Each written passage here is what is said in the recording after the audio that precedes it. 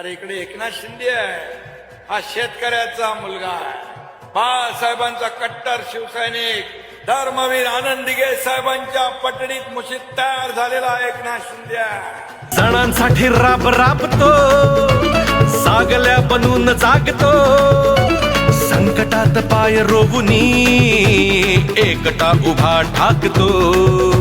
छत्रपती शिवाजी महाराज की.